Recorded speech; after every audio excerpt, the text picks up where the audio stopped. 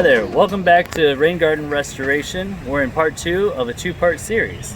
My name is Jamison. I'm the director here at the Elkhart Environmental Center.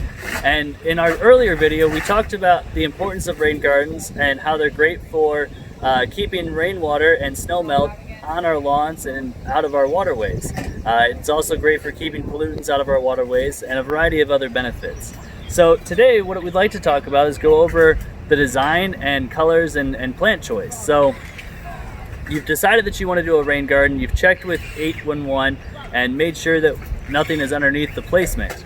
In thinking about that placement, what you want to do is make sure that your garden is at least 10 feet from your house, and you want to make sure that it's within an area that is sloped downward towards that rain garden so that you can drive the water from your rooftop and driveway into that garden. So a lot of people will put rocks in a line underneath that gutter moving down, or some people slope their lawns towards that. So once you've decided where you want to put your rain garden, what you want to think about is the shape of it. And you want to make sure that in that shape you're giving yourself an outlet at the end, especially in these early stages. And that's for the idea that rain is going to come in and your plants are going to be juvenile, so you want to make sure that you're giving them a little bit of an outlet in case there's a heavy flooding event. So one of the things that we did here at the EEC is we made sure that our plants are spaced out 18 to 24 inches, and depending on the plant, you want to think about how it's going to grow and the design for that moving forward. Another thing to consider is your plants and when they're going to bloom and what you want to have blooming when and where. So in our thoughts, we wanted to make sure that we had a healthy amount of plants growing at different areas and different levels. One of the other things we wanted to consider is the placement of our plants in line with the view of the cars going around our parking lot. And that's important to consider in case you're putting that on a corner of a driveway or around a parking lot yourself. So when you're considering your rain garden, plant identification of where you want to put it is key. And making sure that you're choosing the right plant for your site, a big one to choose is always natives, of course, but then you also want to think about the wet tolerance versus the dry tolerance. And the plants in the middle of your garden at the deepest spot are going to be more wet tolerant because they'll have more moisture that will be around them.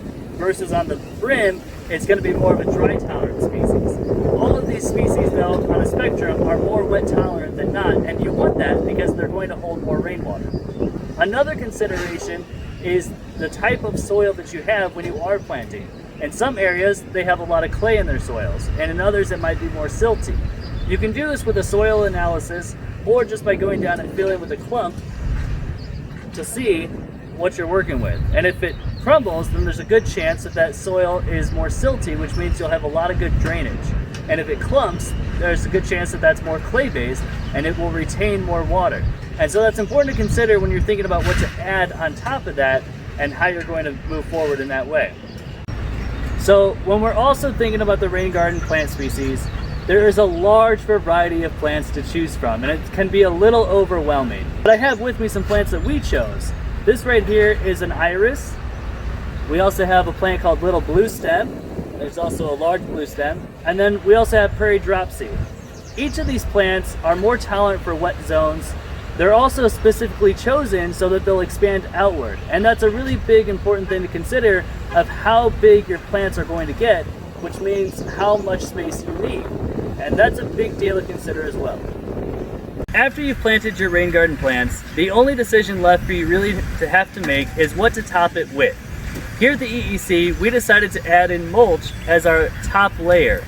And that's important because we're able to maintain that with our volunteers and our maintenance workers.